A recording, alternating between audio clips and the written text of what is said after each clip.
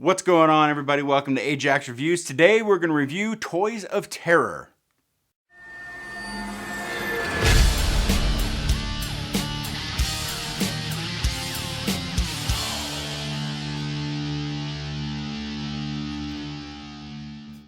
Before I get too far into this video, guys, I want to remind you to go ahead and like the video and comment on the video, as well as subscribe for future content. Directed by Verso. Just before Christmas, a family moved to a secluded mansion with a dark past. As the special day dawns with gifts piled under the tree, the body count rises and the blood starts to flow. So one of the things that I'm going to start doing on this channel is giving my personal experiences with past movies of similar styles or the movie that I'm reviewing in general. Example. When I think of killer toy movies, there's a couple that pop into my head. Child's Play, Dolls, even ones that I don't like Annabelle. I know that's not a toy. But the main thing that pops into my head while reading the synopsis of this movie is Toy Story. Kids find a box of toys up in the attic and they come to life. Now, I went into this expecting garbage. Absolute garbage. Because how can you not, right? It's called Toys of Terror, and there's a monkey on the cover and a Christmas tree.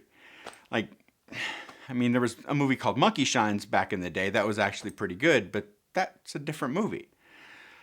This movie, not so much. Here's why. This movie failed to deliver on multiple levels. They spent way too much time trying to build story around what happened in the past at this mansion or children's hospital, rather than character building. So this movie's filled with all kinds of inconsistencies. They move into the house and this little boy ghost warns the adults, run, get away, leave.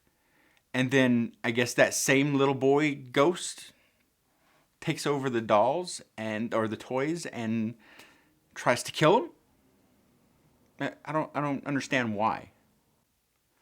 Also, the synopsis of this movie lied. Bodies didn't pile up. Two people died in this movie, and neither one of them died in that house. So the first person to die got face fucked by a bumblebee in the back of a truck.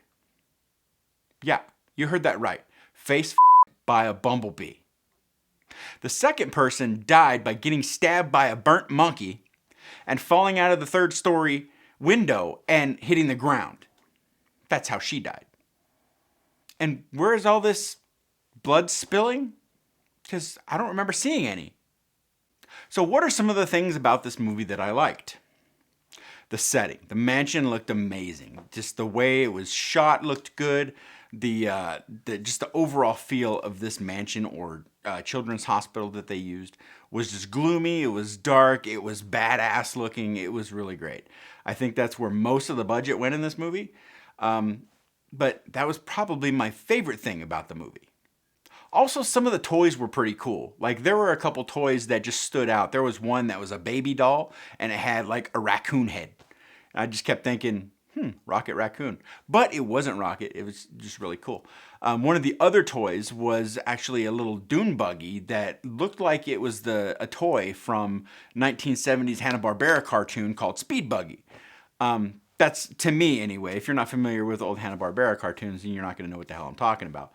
But if you are, when I say Speed Buggy, you're going to know exactly what I'm talking about. And when you see this movie, if you see this movie, you're going to be like, there it is. There was also a scene in the movie that I liked where Hannah, the mom, gets attacked by the Christmas tree. Yeah, the Christmas tree attacks her like Evil Dead styles. It doesn't go as far as Evil Dead did. But, it was so terrible. It was so terrible that it was actually pretty good and entertaining, because it's one of those things they could have done that better, but not really. I don't know. It was one of those weird things. Now on to some of the things that I didn't like. The color grading. The color grading of this film was just non-existent. It was very flat. Blues didn't look blue. Whites looked gray. Maybe that's the color grade that they were going for, trying to make it look gloomy like that, like it was constantly overcast inside the house. But it came off boring. If the color grade was better, the movie might have been better. I don't know. I'm not a well, I am a filmmaker, but I'm not a professional critic. So don't take my word for it. Another thing about the movie that I disliked was Hannah, the mom. It was very blatant that she had on a lav mic. Like she stands up and you see her pull her shirt down and you see the perfect square on her back. You also see the wire a couple times. You see the lav mic on her hip a few times. And it's just with her. The other characters that were wearing lav mics, you couldn't really find them unless you were really looking for them. But the lady that played Hannah, I mean, hers was just blatant. It's like, hey, here's my lav mic. Like, we're making a movie. Now, one of the things that I hated, absolutely hated, was the animation. Yeah, they animated the toys when they came to life, but they didn't animate them like they didn't use puppetry. They used stop motion animation.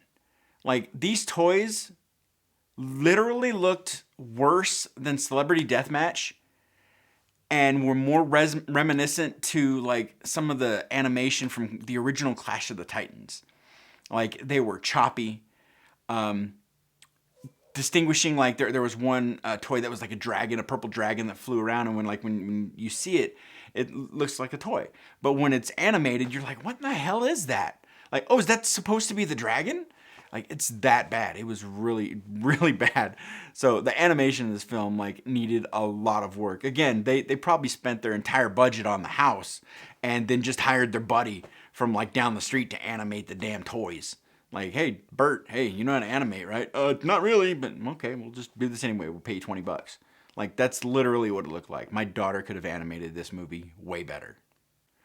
The acting, man, the kids were terrible, man. The kids that played Zoe and Franklin, like 1 minute they're sitting there and they look possessed, right? There's like demonic and just evil looking. You're like, all right, kids are going nuts. And then the next scene, they're fucking smiling. They're like, hi, Daddy, how you doing? It's like, wait. What just happened? There's also this other scene where the carpenter, who happened to be a friend of the family that got snowed in with them, was doing some work up in the attic. And the scene where he's up in the attic when he doesn't die there. He just gets messed up. But this whole scene just goes for way too long. It's like they were trying to build suspense, but the suspense, much like the guy in the scene, just fell flat. Like it was bad. Like you're sitting there and you're looking at your watch. You're like, come on, what the hell am I watching? Why is this still going? Like his foot's trapped in the damn thing. Okay, so what? Like I don't understand. Another thing that really just kind of pissed me off. Just because inconsistencies, man, is like the toys would pop up out of nowhere. Like the mom would sit the toy one place and then she'd go into the next room and the toy's there. She'd look over and see it and like, whatever. Like she wouldn't even give a shit. It's like, oh, the toy's here now. Like, really? You're not going to acknowledge that you just sat this toy down over here and now it's over here? Come on. It's not like we're talking like rocket science here, man. We're not trying to launch something to the moon. It's a toy that you just put in a toy box 20 feet that way, and now it's over here. Like, acknowledge it. Realize that it's there for the people watching the movie so we can believe it. So, in conclusion, this movie failed to excite me. It fell flat. The acting by the kids was terrible. The acting by the adults was good. And the movie was well shot. I will give it that. It was shot very well. Again, it seemed like they spent most of their budget on the house. And then everything else was just like their friends and family helping out. There is even a video game in the movie that was just like the girl playing this game. And it was supposed to be like an old like Atari 2600 or ColecoVision or something like that. And the graphics were way too goddamn good for it. Like these were like Super Nintendo graphics that is supposed to be on like a ColecoVision. Like, no, man. Like, come on. Like, is that the same guy that animated the toys that did that? I mean, I don't know. So if you're bored and you just blindly reach for a movie and this is what you pull out, give it a watch. It's good for a one and done.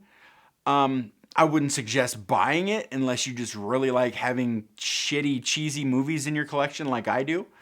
So, I mean, I wouldn't I wouldn't recommend it. Not at all. So, with that said, I'm going to give this movie a solid 1.5 out of 5. And that'll do it for me for today, guys. Remember, until next time, stay smart, stay clean, keep the dream. Don't let the man get you down, because if he does, he might turn into a bumblebee and face you in the back of a truck, and nobody wants that. Why? Because it's a bumblebee penis, and it's probably pointy and ugly and yellow and black. It's stupid. Ew.